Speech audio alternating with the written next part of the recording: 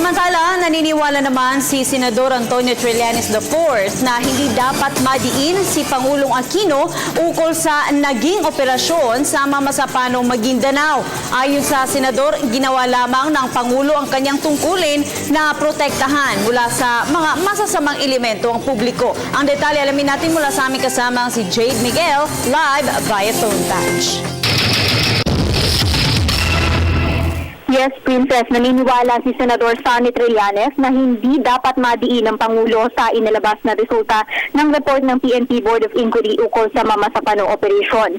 Sinabi ng Senador na bilang Commander-in-Chief, hindi kinakailangang sundin ng Pangulo ang chain of command. Dagdag pa nito, ang mga nasa baba o subordinates ng Pangulo ang dapat maging in charge sa isang operasyon. Nakasaad kasi sa inilabas na report ng BOI na may pananagutan si Pangulong Aquino, dating PNP Chief Alan Purisima at dating Staff Commander Hitulio Napeñas dahil sa hindi pagsunod sa chain of command.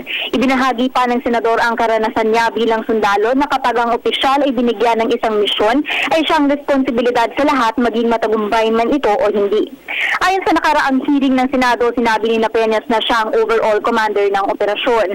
Dahil sa sinabing pahayag ni Napeñas, naniniwala ang Senador na dapat ay magpakalalaki na lang niya si Napeñas, akuin ang pagkakamali at humingi ng tawad sa mga pamilya ng mga namatay na South Commander. Kaugnay naman sa magiging report ng Senado ukol sa Mamasapanong Operation, sinabi ng Senador na malamang ay magiging iba naman ang resulta ng kanilang report dahil manggagaling sila sa ibang perspektiba.